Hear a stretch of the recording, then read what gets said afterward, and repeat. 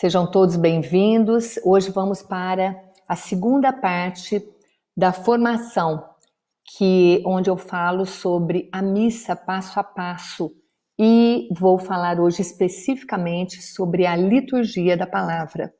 E quanto mais conhecimento nós temos, mais nós nos abrimos, mais nós temos a possibilidade de crescer, de desenvolver e de principalmente fazer uma catequese para os jovens agora do século XXI numa linguagem mais aberta, mais clara, sem medo. Quanto mais segurança nós temos no conhecimento, mais a gente se sente bem e livre para fazer uma catequese mais livre realmente, como eu chamo de catequese fora da caixa. Então, fico muito feliz, porque essa é a minha missão, e isso eu faço como missão. Jesus um dia me chamou pelo nome, me chamou Raquel, eu te chamo para evangelizar, eu te chamo para ser instrumento da palavra, da minha palavra no mundo.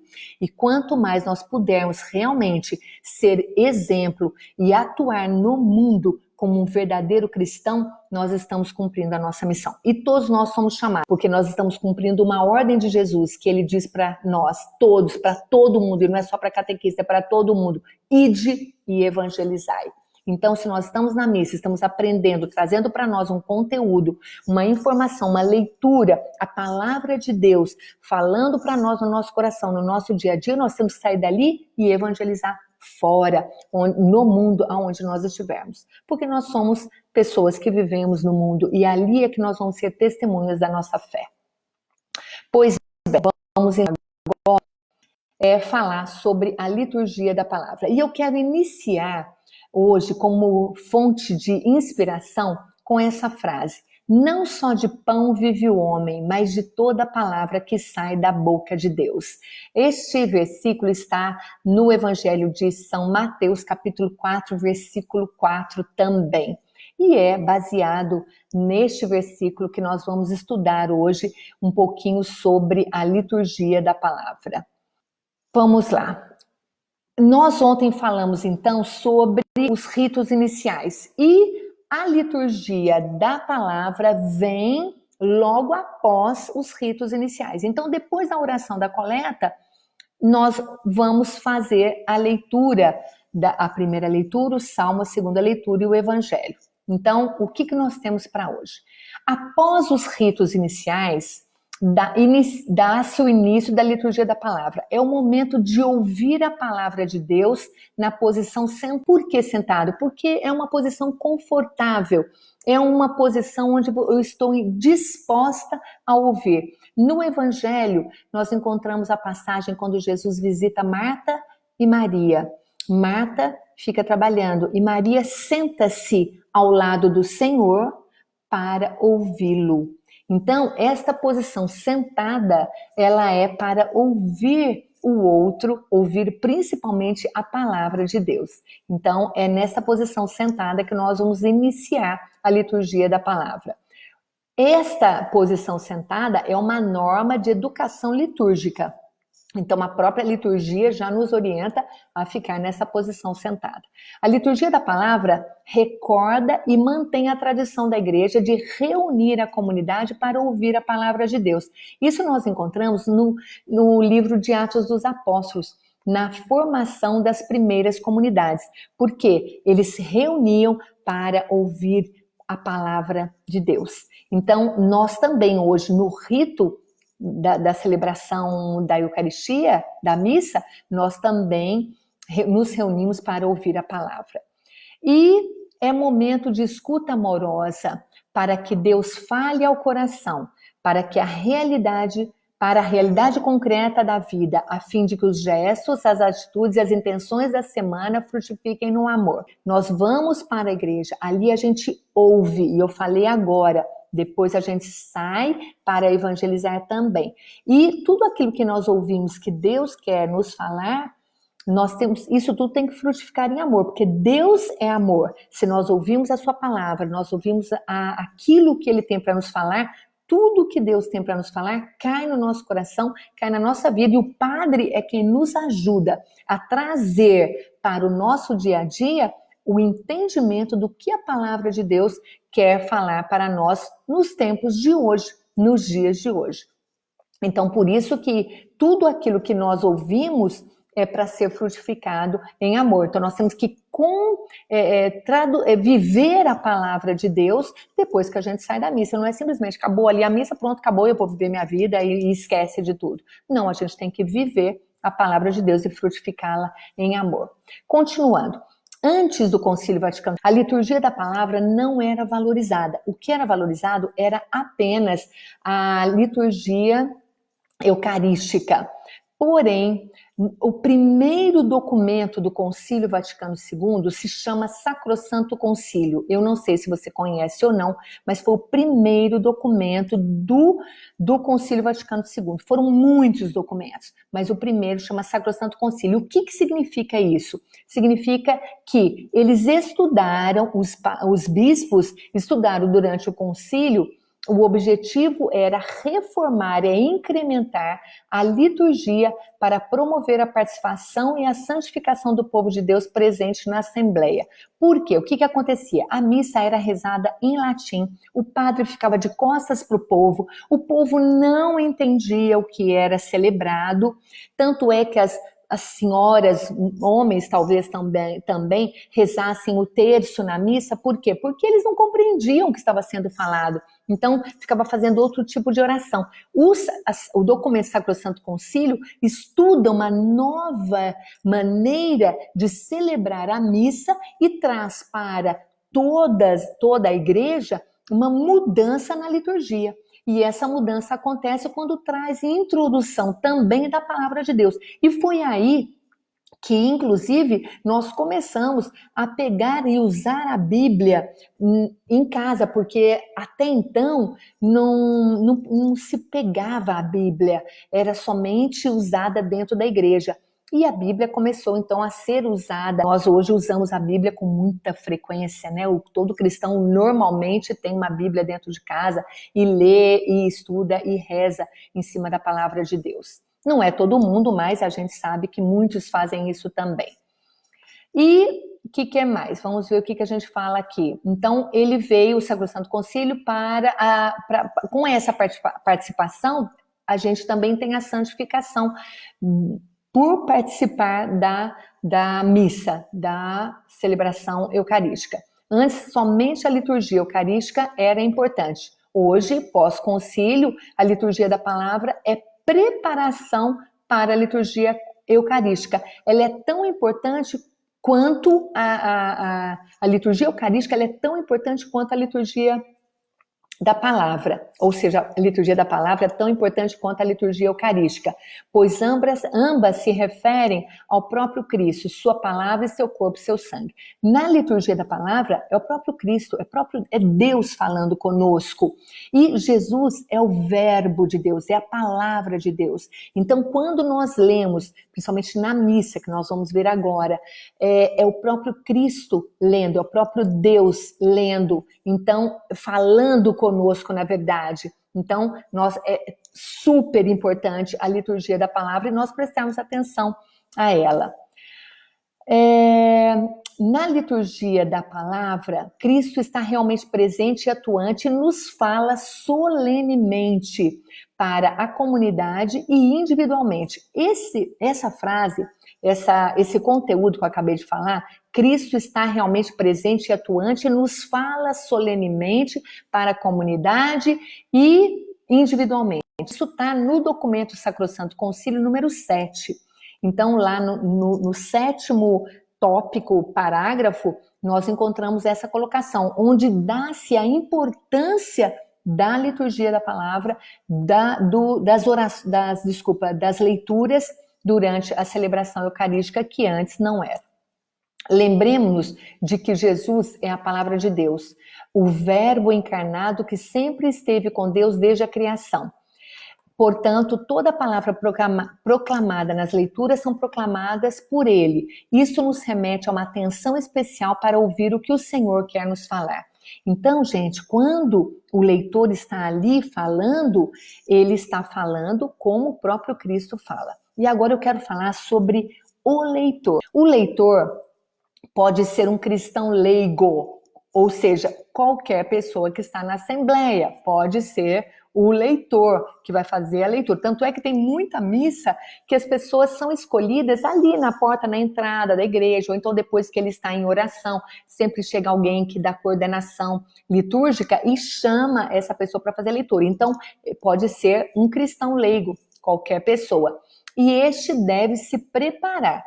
Então preste atenção, você não pode chamar um leitor de uma hora para outra para fazer uma leitura. Ele tem que preparar, ele tem que ler antes, ele tem que compreender por quê.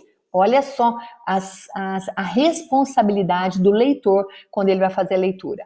Então ele deve se preparar tecnicamente, não para ler, mas mais do que isso, para proclamar a palavra, para que todos possam captar, ouvir e bem entender a sua leitura. Gente, não dá para ser um leitor que fala para dentro, que fala baixo, que não consegue, que não tem boa dicção. Você já imaginou eu falando aqui para vocês e vocês não compreendendo? Eu com maior boa vontade, querendo passar para vocês um conteúdo, passar para vocês um ensinamento, só que eu não tenho dicção, não falo bem, não tenho um tom de voz bom. E você que está aí do outro lado simplesmente vai ficar desmotivado para me ouvir falar. Assim também é o leitor. Ele pode muito bem negar fazer a leitura. Não, eu sou uma pessoa que eu tenho dificuldade de leitura, então eu não vou ler. Então, por quê? Porque olha a responsabilidade de quem está lendo. Quem está lendo tem que saber passar a mensagem, não só fazer uma leitura, e nem uma leitura rápida para mostrar que sabe ler rápido. Também não. Muitas paróquias não têm o folheto de missa. Eu sou uma pessoa, inclusive, que não sigo o folheto de missa. Eu gosto de ouvir a palavra, eu gosto de me sentar e ficar olhando para o leitor e curtindo, degustando a palavra, aquilo que ele está falando. E se eu fico lendo, parece que fica muito técnico. Então, eu particularmente gosto de ouvir. Então, o leitor precisa saber usar a sua voz para poder bem falar. Biblicamente, ele tem que falar também biblicamente para que a mensagem tenha vida. E não apenas uma coisa vai falando assim. Não, a palavra tem vida. Ele tem que falar espiritualmente porque está sendo um instrumento do próprio Cristo, emprestando a sua voz e o seu ânimo evangelizador, compaixão e amor, como o próprio Jesus proclamou. Olha que lindo isso, gente! Olha que lindo, trabalhando a questão da espiritualidade. Então, você vai ser um leitor, você está emprestando a sua voz, é Jesus falando em você. Então, você tem que ser uma pessoa muito bem, que tem que saber falar e entregar-se a esta oração também nessa leitura, né?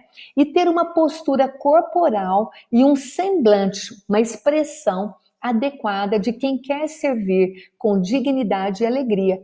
Você já imaginou, gente? Vai lá na frente com uma cara invocada, uma cara brava, uma voz brava para fazer uma leitura da Bíblia, uma passagem bíblica? Sorria, vai com alegria. A igreja nossa, a igreja é feita de gente e você pode sorrir, você pode ter uma expressão alegre. Não tem problema nenhum. Aí, às vezes a gente percebe algumas pessoas tão carrancudas dentro da igreja, mas o que é isso? Que igreja é essa que nós estamos passando? Então, que isso sirva para você também, não somente para o leitor, mas para todos nós. A gente tem que participar com alegria, sorrindo, ser feliz, para poder pronunciar, principalmente o leitor, para pronunciar a palavra de Deus. E ainda continuando com a responsabilidade do leitor, né? Com o tom de voz e correto uso do microfone. Gente, se a pessoa não sabe usar o microfone, ensine. Você que é coordenador de liturgia, vai chamar alguém, vem cá, você já fez alguma vez a leitura? Já usou o microfone? Vem aqui, vou te explicar como é que faz. Porque o microfone tem que ficar na frente, gente. Não pode ficar aqui embaixo, nem ficar na cabeça. Não adianta, porque aí o som não sai corretamente. E aí a gente não consegue transmitir. Ó, eu estou usando o meu microfone aqui, ó. Ó, tá vendo? E esse pedacinho aqui, ó, é o que faz transmitir bem para vocês o som, para que vocês entendam e compreendam. Então, vamos lá. Continuando aqui ainda a responsabilidade do leitor, né? Então ele tem que usar, então ele tem que, com um tom de voz correto, o uso do microfone, que são os elementos de transmissão da mensagem, a fim de que ela chegue a todos os ouvidos, nem alta, nem baixa demais, numa pronúncia clara e um tom de voz agradável, doce, acolhedora e animadora. Usar vestes, roupas adequadas em conformidade com a casa de Deus, que é um lugar santo.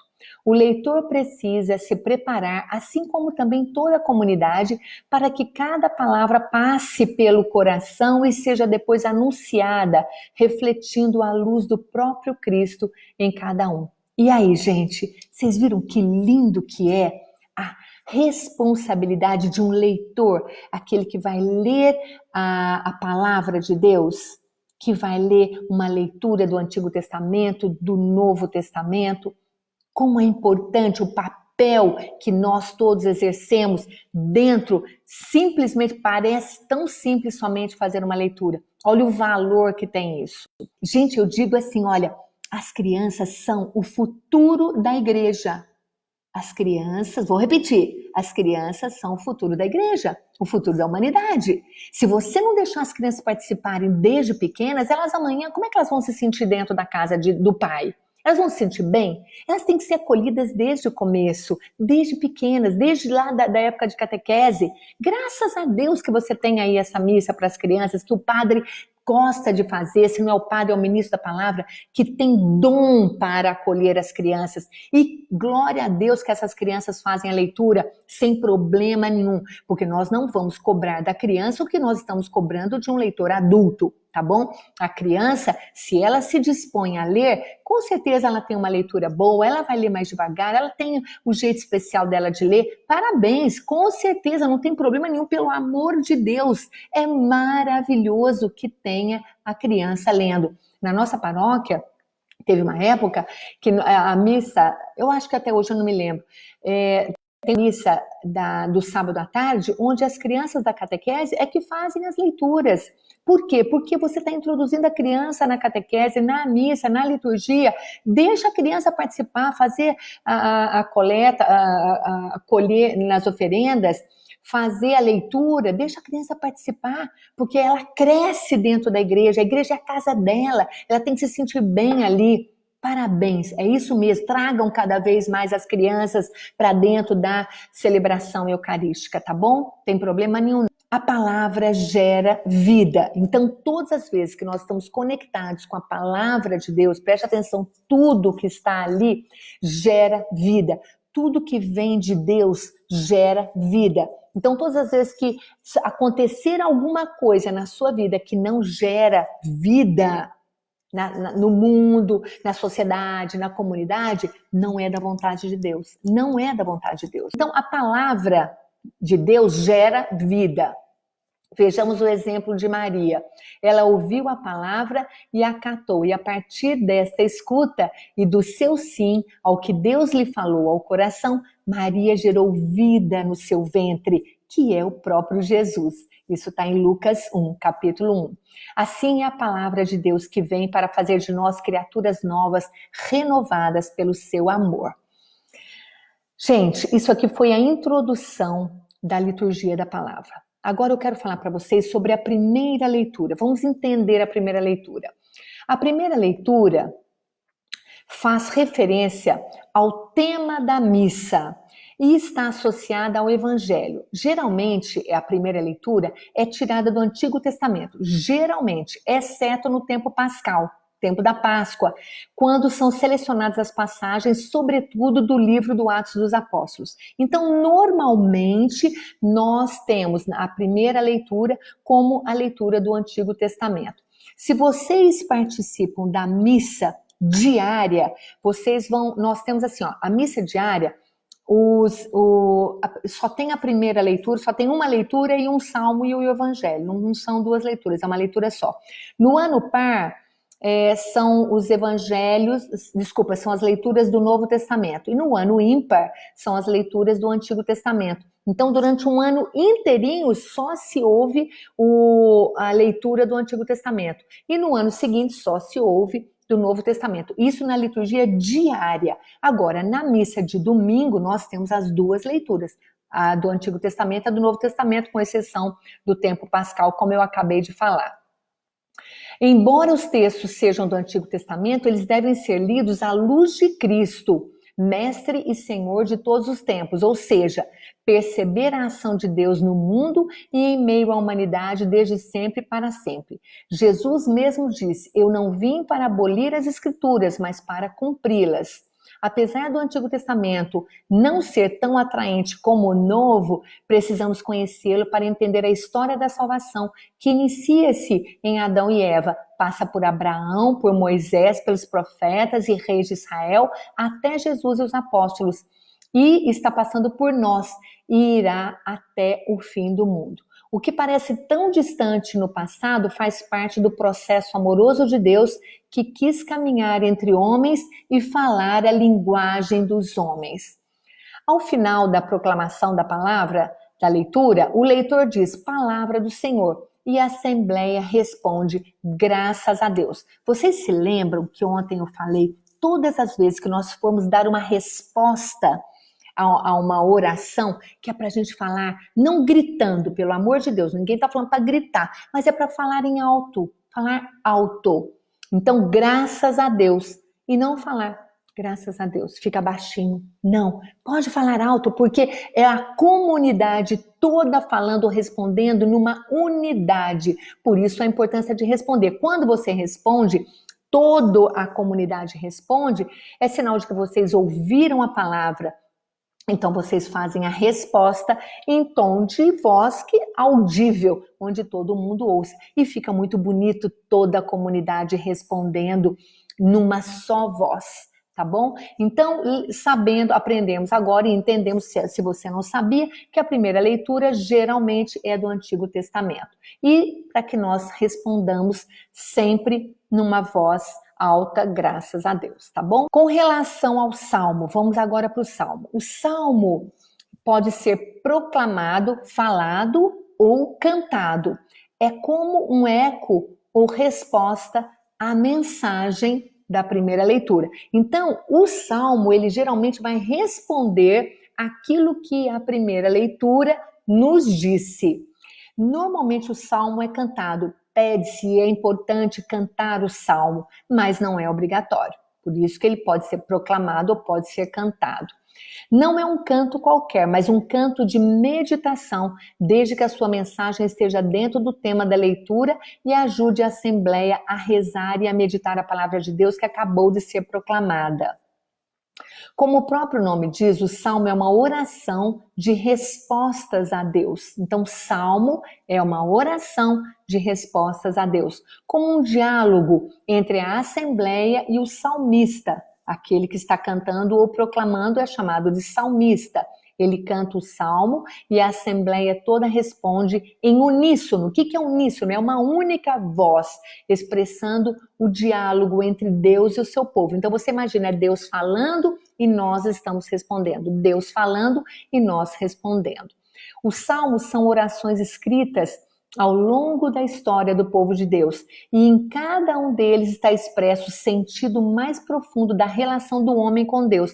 Então ali é realmente aquele desejo iminente, ansioso de falar com Deus. Então é profundo essa relação do homem com Deus manifestado no Salmo. Manifesta confiança, alegria, gratidão, felicidade, angústia, tristeza. Tudo isso está ali no Salmo. Cada Salmo, ele traz um sentimento conforme o salmista escreveu, estava sentindo, né? O salmista deve cantá-lo no mesmo lugar onde foi proclamada a primeira leitura.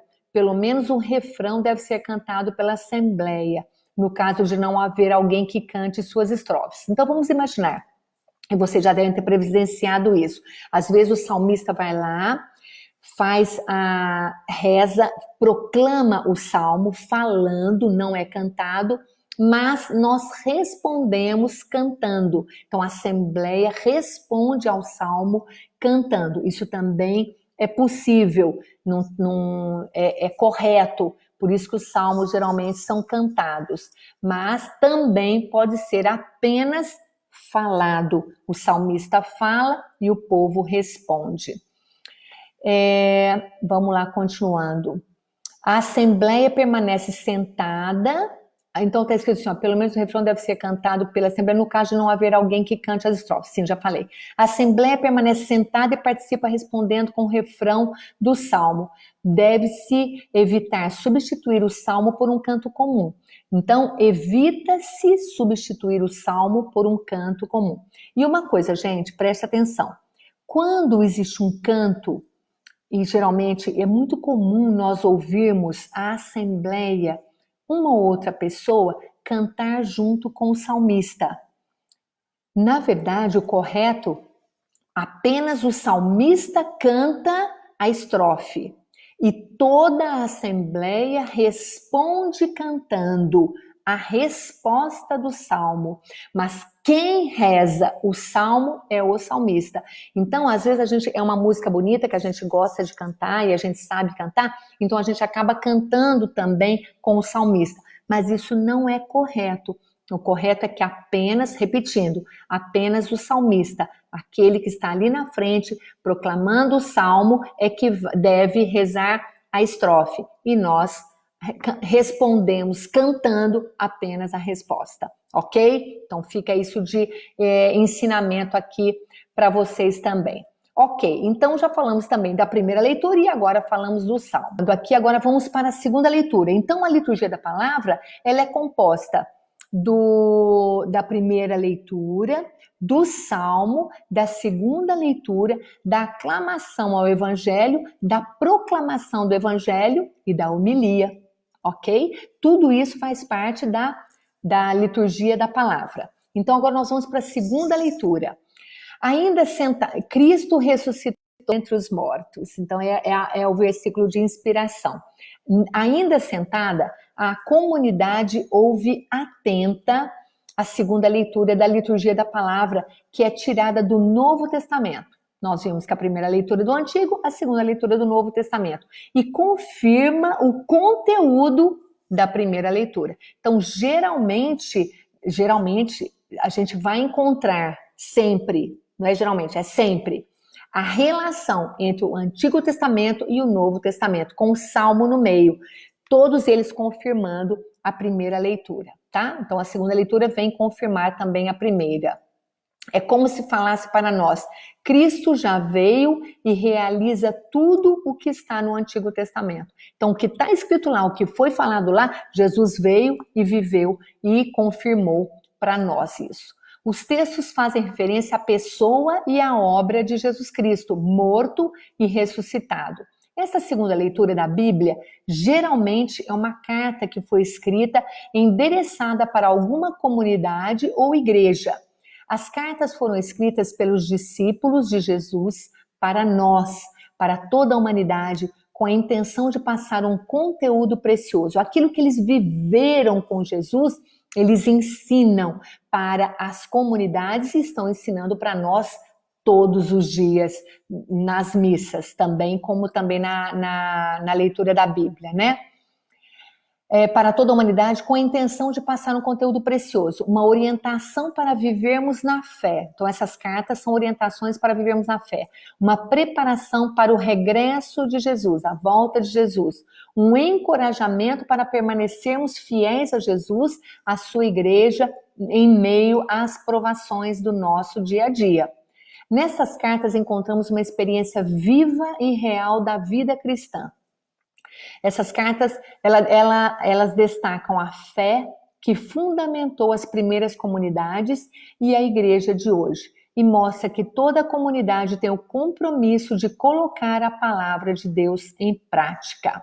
Então, enquanto no Antigo Testamento a gente traz tudo aquilo que os profetas, que os reis, que foi vivido lá desde Gênesis até o Evangelho, nós vamos confirmar isso na segunda leitura e depois também no Evangelho.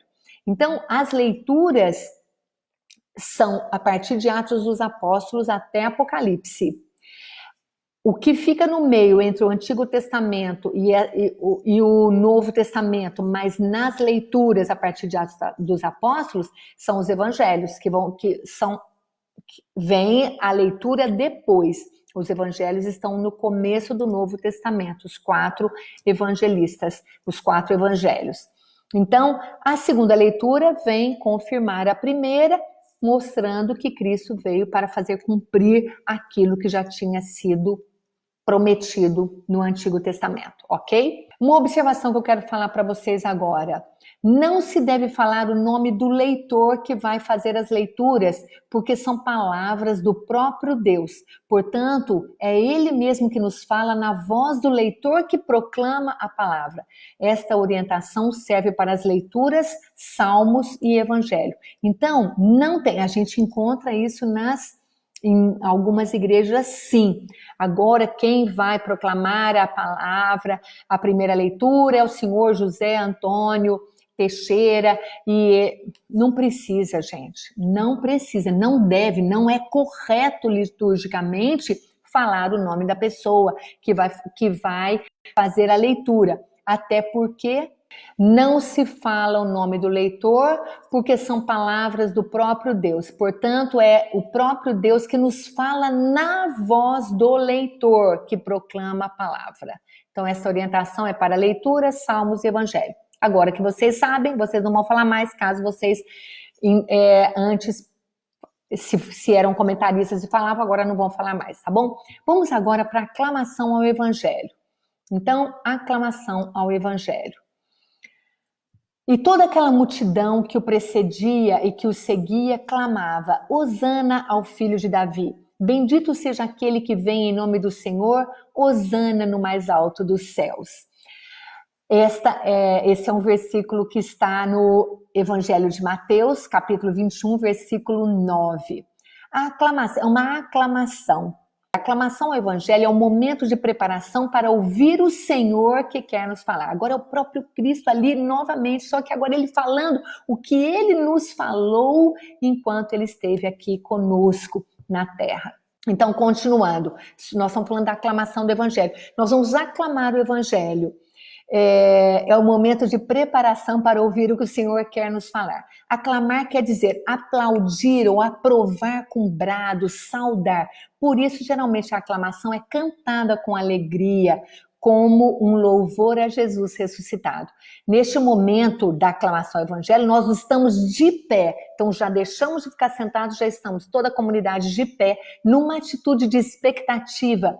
Preparamos-nos para ouvir com vigor e disposição o anúncio que será proclamado e abrimos o nosso coração para receber as graças derramadas a partir das palavras de Jesus Cristo. Então, a aclamação do Evangelho, ela é super importante porque é o momento onde nós nos colocamos disponíveis para ouvir o que o Senhor vai falar e bradamos com louvor a Ele que vai começar a falar para a gente. Aclamamos Jesus, o nosso mestre e Senhor, o dono da casa, que se digna a falar conosco, cantando o aleluia, como aclamamos, como fruto da alegria da ressurreição do Senhor.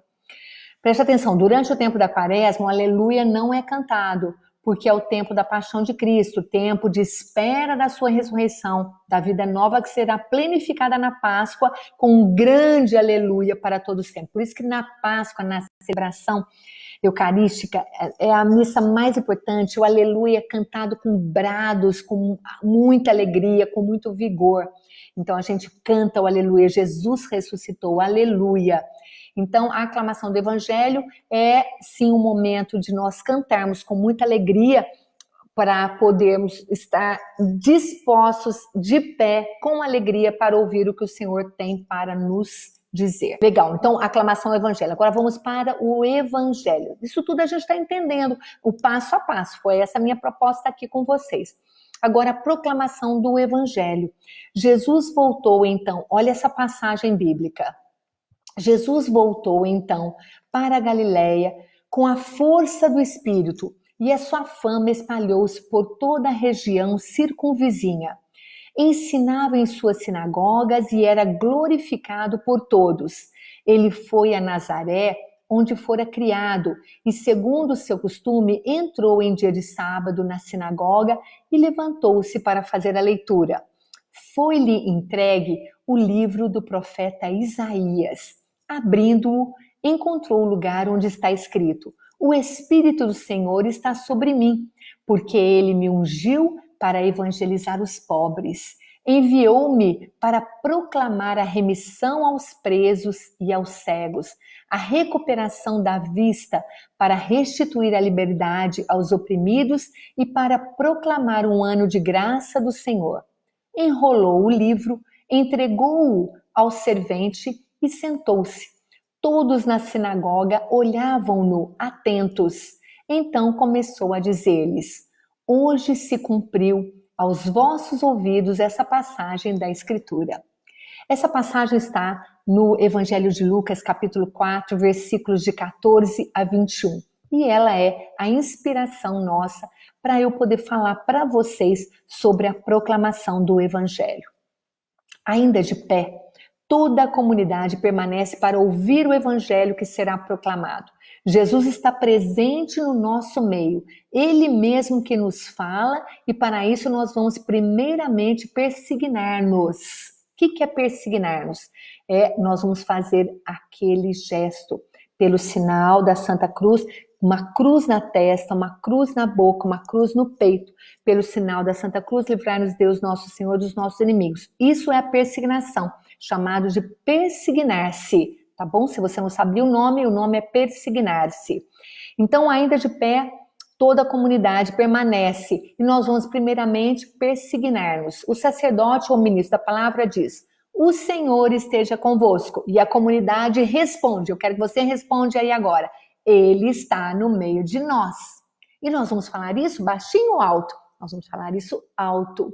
E ele continua: proclamação do Evangelho segundo o evangelista do dia. Neste momento, a comunidade traça sobre si o sinal da cruz na testa, na boca e no peito, isto é, persignar-se, e diz: glória a vós, Senhor. A palavra, vamos só entender aqui, a palavra persignar-se vem de signo, e signo é sinal. Fazer o signo sobre si é fazer o sinal sobre si. Mas qual é o nosso sinal? Qual é o sinal do cristão? É a cruz, sinal da nossa salvação. Por isso traçamos sobre nós o sinal da cruz, na testa para abrir a nossa mente, na boca para abri-la e no peito para abrir o nosso coração, para bem entender, proclamar e acolher a palavra do Senhor. Pedimos ao Pai que sejamos corajosos e incansáveis para levar a boa notícia através do anúncio e do testemunho de nossa vida. Nós nos persignamos também ao levantarmos pela manhã na intenção de que o Senhor esteja conosco em nossos pensamentos, em nossas palavras e em nossas atitudes durante todo o dia, lembrando que isso deve ser passado de pai para filho. Fica aqui essa dica para vocês, principalmente para os pais que têm os filhos pequenos. Façam o sinal da cruz na testa do seu filho, abençoe o seu filho. Isso é uma proteção e ele vai crescer sentindo essa proteção do sinal da cruz, que é a nossa salvação. E aí cria-se um hábito de você estar sempre se persignando também, ok? Vamos lá. Então nós falamos agora sobre o Evangelho, porque é o próprio Jesus nos falando com toda a força, com toda a alegria, para que a gente possa viver os ensinamentos dele. Todas as leituras, todo o Evangelho, todo o Salmo traz para nós um ensinamento, e principalmente a palavra de Jesus, que é o Evangelho, é o próprio Cristo nos falando na vida dele, na prática cristã, ok? Ok, então terminamos a proclamação. Não, ainda tem mais uma coisa. Aqui, ó. O Evangelho, então vamos entender agora o Evangelho, tá bom? O Evangelho é o alimento, o pão da palavra de Deus. Ele é o ponto alto da celebração da palavra. Quem fala é o Senhor, e é para ele que se voltam o nosso olhar e os nossos ouvidos. Então, Jesus está falando, nossa atenção tem que estar toda ela voltada para ele. Os textos são sempre retirados dos 4 evangelhos, Mateus, Marcos, Lucas e João, e distribuídos nos anos litúrgicos da liturgia dominical. No ano A, lemos o evangelho de Mateus. No ano B, Marcos. E no ano C, Lucas. O evangelho de João é narrado nas festas e ocasiões especiais. Os 3 primeiros evangelhos narram os mesmos fatos e são conhecidos como evangelhos sinóticos. O evangelho de João tem um estilo diferente. Ele focaliza outros fatos e palavras de Jesus. Esse evangelho de João dá destaque para a divindade de Jesus e penetra mais no mistério do Filho de Deus. Então vocês entendem, nós temos 4 evangelhos, sendo que 3 são usados normalmente. Cada ano, ano A, B e C do tempo do ano litúrgico, cada é um evangelista. E João é usado, então, em celebrações especiais.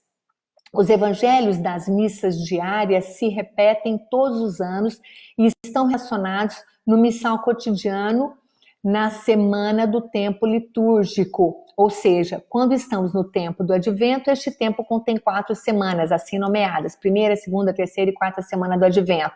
E quem acompanha o tempo litúrgico e está e participa das missas também cotidianas, entende bem isso, já consegue compreender bem o missal cotidiano, como que ele se dá.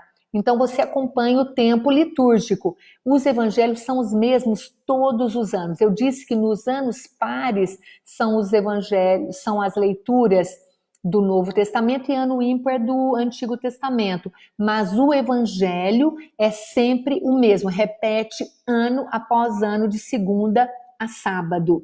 Sábado até meio-dia. Então, se você vai à missa no sábado de manhã, é um evangelho. Se você vai à missa no sábado depois do meio-dia, já é o evangelho de domingo, tá? Continuando, então, vamos lá.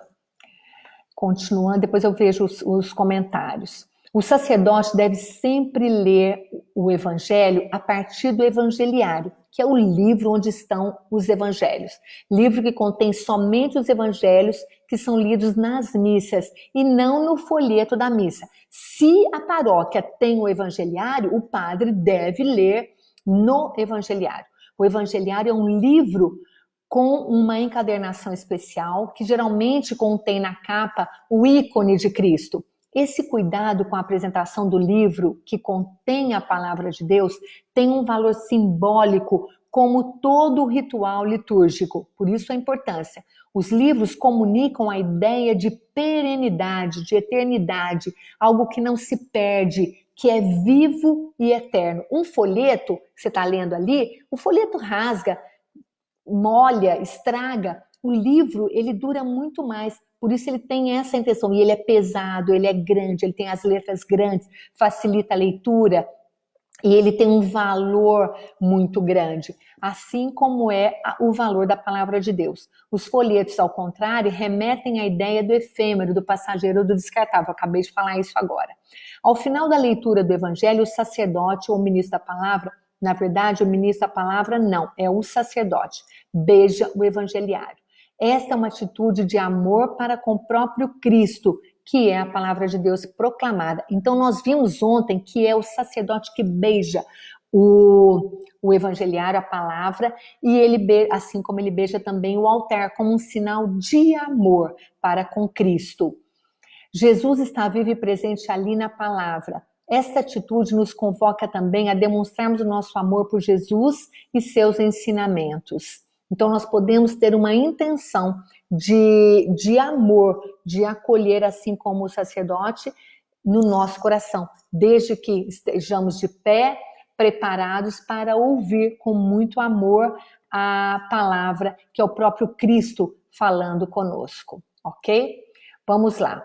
Então, agora, nós já vimos a primeira leitura, Salmo, segunda leitura e agora o Evangelho.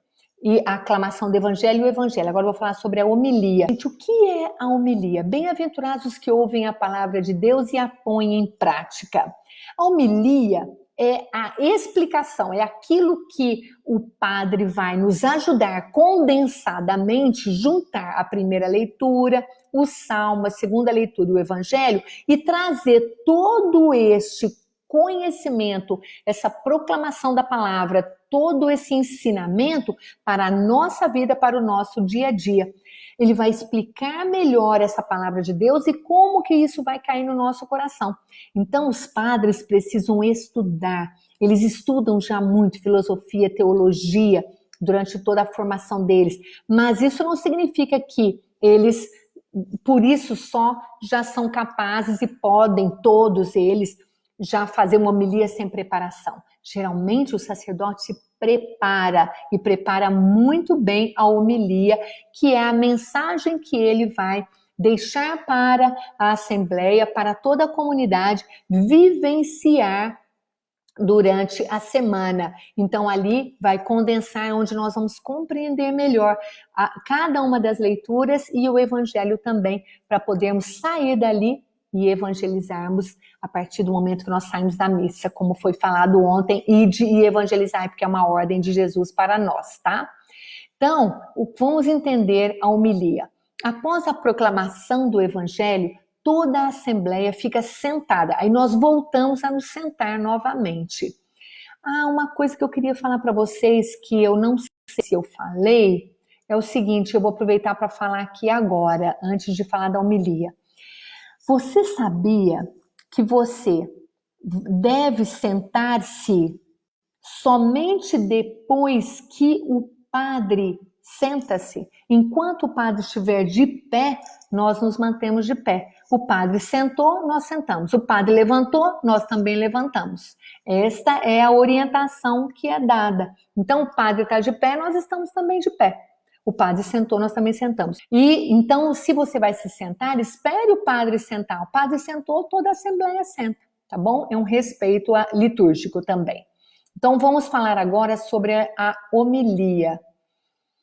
Após a proclamação do evangelho, toda a assembleia fica sentada para ouvir o que Deus quer lhe falar hoje através da homilia, que é o diálogo do pai com seus filhos. Então você imagina que o padre está ali dialogando com a comunidade, é como Deus dialogando com seus filhos.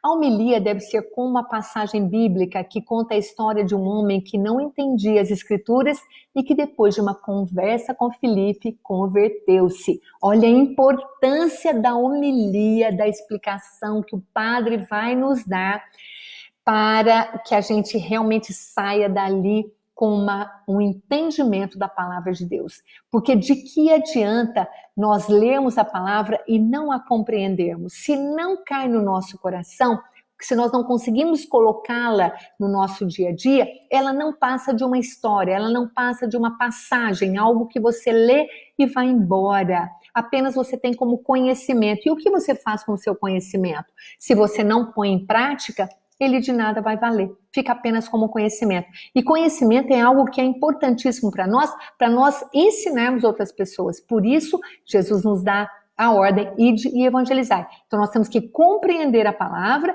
ela cair no nosso coração, e nós, a partir de então, podemos colocá-la em prática e ensinarmos outras pessoas também. Porque o conhecimento que eu aprendo e fica só para mim, ele morre em mim.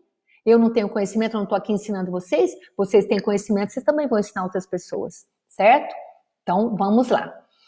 Os fiéis não devem levar em conta a pessoa do padre ou do ministro com seus defeitos, mas o próprio Cristo que disse aos seus discípulos: quem vos ouve, a mim ouve, quem vos rejeita, a mim rejeita. Entenda o seguinte, gente, às vezes você vai numa missa e você não tem muita simpatia pelo padre. Isso é ruim? Não, porque um padre é um ser humano, nós somos seres humanos e às vezes a gente não tem muita simpatia. Não é porque é padre que você vai falar que eu sou obrigada a ter simpatia. Às vezes acontece de não ter, infelizmente. Mas quando nós entramos, principalmente a partir de agora, que você sabe disso, que nós entramos numa celebração eucarística, e sabendo que o padre está ali falando, é o próprio Cristo falando, olha o sentido que nós vamos olhar para ele. Qual é o sentimento que nós vamos ter por esse sacerdote? Ele é um discípulo de Cristo. Então Jesus disse, se, acabei de ler aqui para vocês, né? Quem vos ouve, a mim ouve. Quem vos rejeita, a mim rejeita. Então, se o padre, o sacerdote, ele é um discípulo de Jesus, nós temos que ouvi-lo como ouvindo ao próprio Cristo falando. Tá certo? Então, tomemos cuidado com os nossos sentimentos, com as nossas ressalvas, com as nossas resistências com relação ao padre. Ele é um discípulo e ele tem a responsabilidade de ser um discípulo de Jesus e cumprir muito bem o papel dele. Ele sabe disso. Nós não precisamos ficar apontando o dedo, nem julgando, nem condenando, nem falando mal do padre, nem pensando mal porque o padre é assim ou porque o padre é assado. Ele sabe as responsabilidades dele. E o nosso papel é único e exclusivamente ouvir o que ele fala, porque é o próprio Jesus falando. Persona em Cristo, o padre. Então, ele é a própria pessoa, é o Cristo na pessoa do sacerdote, tá bom? A homilia, então nós vimos que temos que ouvir o padre. A homilia significa uma conversa entre família, aqui uma família composta por uma comunidade de cristãos. As palavras de um pai e de uma mãe devem ser reflexão da vida, conduzindo os filhos sempre mais à frente. Neste momento, Deus usa o sacerdote para falar aos seus filhos. É o próprio Deus falando ao seu povo. Preste atenção, olha a responsabilidade aí. A partir de agora, você que sabe que como o olhar que você vai ter para o seu sacerdote ou para aquele sacerdote que está ali na frente celebrando a missa. A homilia é a integração da palavra de Deus proclamada com a vida da comunidade de cada cristão. Por isso que eu digo que a palavra ela tem que cair no coração e ser transformada em atitudes. Nós temos que trazer a palavra de Deus que é viva para a nossa vida. E eu sempre bato nessa tecla, principalmente com os catequistas, onde eu falo catequese é vida, assim como a missa é vida, porque a palavra de Deus é viva, e se ela é viva, ela tem que entrar na nossa vida e nós temos que praticá-la. Então, é isso que o padre vai fazer, vai nos ajudar a viver a palavra de Deus. A homilia, então, é a integração da palavra de Deus proclamada com a vida da comunidade de cada cristão. Ela deve ser formativa, o padre deve formar, deve ensinar a partir do mistério da vida de Cristo, da sua vida, paixão, morte e ressurreição, para o crescimento e educação da fé. A homilia deve ser uma resposta de Deus às necessidades nossas, dos homens, e apresentar a novidade que está sempre presente e que encontramos na palavra de Deus e que vem de encontro às nossas necessidades através daquele que está a serviço do ministério da palavra. Então é o padre que é o responsável por fazer chegar até nós, numa linguagem própria e adequada a nós, aquilo que Deus quer nos falar. Porque às vezes a leitura é complexa, é muito difícil, às vezes o próprio evangelho é muito difícil, mas o padre está preparado e deve estar preparado para nos ensinar, para traduzir, para nos fazer entender a luz de Deus, a luz do próprio Cristo, o entendimento do que Deus quer para nós naquela palavra. Assim sendo, cada um deve procurar encontrar, por mais simples que seja, ou mais complexa que se apresente a homilia, uma palavra, uma expressão, uma boa nova para a sua vida, para ser vivida, exercitada durante toda a semana até o próximo encontro com o Senhor. Então, entenda que às vezes o padre vai falar, ele pode falar pouco tempo, às vezes ela vai falar muito tempo, não deve falar muito tempo, mas às vezes fala, e aí se perde a mensagem. Se perde quando fala muito. Então, o que você tem que fazer? Pega a essência daquilo que você ouviu, aquilo que mais tocou o seu coração, aquilo que caiu na sua vida. Você fala, puxa vida, isso que o padre falou tem tudo a ver comigo. Você sabe uma coisa que eu faço? Eu sempre ando com um bloquinho e uma caneta e eu anoto o que o padre fala. É uma forma da gente aprender. aprender e aprofundar o Evangelho, aprofundar nas leituras, aprofundar no estudo bíblico, você anota. Aí você anota aquilo que, às vezes até no próprio folheto, às vezes eu não levava o bloquinho, mas sim uma caneta, eu anotava no próprio folheto litúrgico. Por quê? Porque aquilo é importante para mim. Nossa, isso fez todo sentido na minha vida e é isso que eu vou viver durante a semana. Olha que bonito, olha o papel, a importância daquilo que o padre, o sacerdote vai falar, o ministro da palavra vai falar para você viver durante a sua semana. Então você sai da sua casa, já entra na procissão de entrada, e aí a palavra, a homilia que o padre, o ministro da palavra vai falar para você, você vai aprender, vai acatar e vai viver durante a sua semana. Pessoal, estou terminando aqui hoje a segunda parte, que é a liturgia da palavra, e fizemos hoje ela completa, na segundo encontro de formação para leigos e catequistas. Quanto mais formação, quanto mais entendimento, compreensão você tiver sobre catequese, sobre Bíblia, sobre liturgia, mais você vai se sentir seguro para evangelizar, para viver a sua fé cristã e estar sempre na presença, tendo Jesus à sua frente, iluminando seus passos, seus caminhos para cumprir a ordem que ele nos deu, ide e evangelizai.